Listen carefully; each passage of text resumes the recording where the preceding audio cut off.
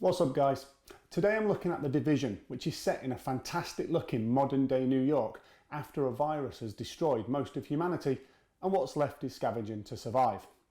You play an agent of The Division, a special squad activated to save what remains and take back New York from the hostile gangs. The Division is an RPG/MMO, offering players the option of taking on solo missions or joining forces to clean up New York, similar to Destiny's Strike missions or World of Warcraft's Instance and Raids. The first thing you'll notice is it looks fantastic. The ravaged and lawless streets of New York look appropriately desolate, with scavengers and stray dogs roaming without purpose as a build-up of litters and bodies line the streets. It reminds me of a hybrid of Grand Theft Auto and Max Payne, kind of massive in scale but brutal and really isolated.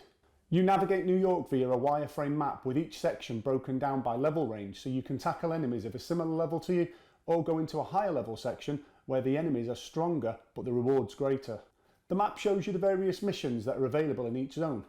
Mission types are as expected: hostage rescue, protection, kill the named bad guy, etc.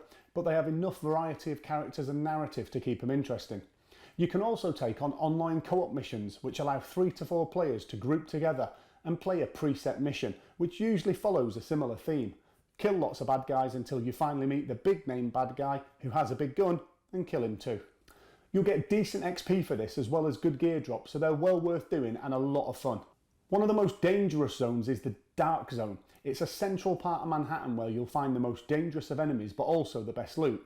The Dark Zone's a PvP enabled area, so you can attack other agents, but this will also mark you as a rogue and other players will kill you to claim valuable bounties. Everything you find in the Dark Zone is contaminated and it must be extracted and cleaned before you can use it. You'll level up separately in the Dark Zone as well, and this unlocks valuable items which can be also used in the main game. Each zone has a safe house which must be unlocked.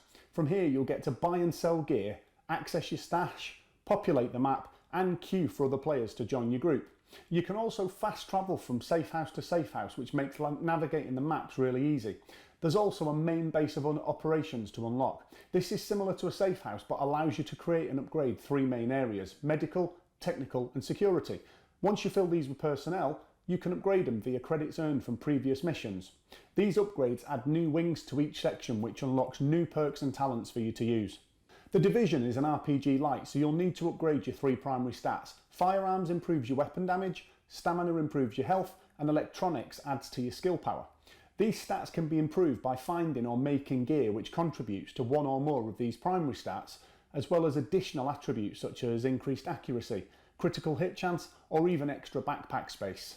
As you level up and complete missions, you'll find various components which can be used to craft additional clothing, guns and items to help you. It's worth doing, as you'll have much more chance of survival if you're wearing current level gear and using a decent primary and secondary weapon. Combat is all about guns and ammo, baby. You've got 3 slots for weapons, so you can equip primary and secondary weapons like assault rifles, SMGs and shotguns, plus you have a slot for a pistol which can be used in emergencies. You can also equip various grenades like frags, flashbangs, incendiaries and EMPs. Weapons can also be equipped with accessories like silencers, grips, sights and extended mags, so each weapon feels very personal to you. Your weapon choices, skills, talents and perks will define what type of character you play. You have a maximum of 3 usable skills and 4 passive talents to choose, all from the medical, security or tech trees. Skills can range from a healing support station to a portable turret which damages enemies. Talents are passive abilities such as using medikits to provide an overheal or damaging multiple opponents with an explosion which applies more blast damage. Your perks are all passive and unlocked by upgrading the facilities in your base of operations. These add useful extras such as additional medkits, increased XP gains or even carrying spaces to your inventory. Despite all the positives, it's not without some niggles, and these are mainly down to the online elements and a few A, B and C class bugs which haven't been fixed, despite a 2.75GB patch on release and a further 3.15GB patch recently.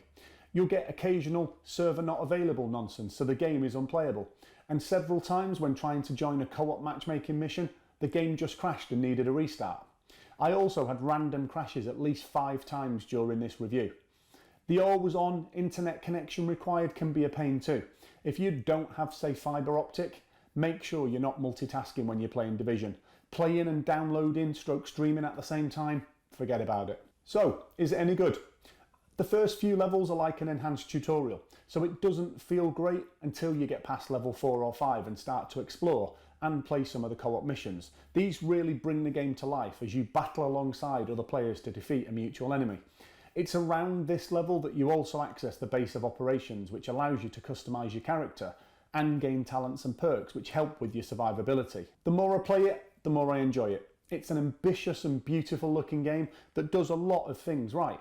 It's just those little niggles regarding the matchmaking and bug fixing that stop it being fantastic. So it gets 4 out of 5 stars. I will enjoy playing it to the end, but it just needed another month in testing and regression to hit those 5 magic stars.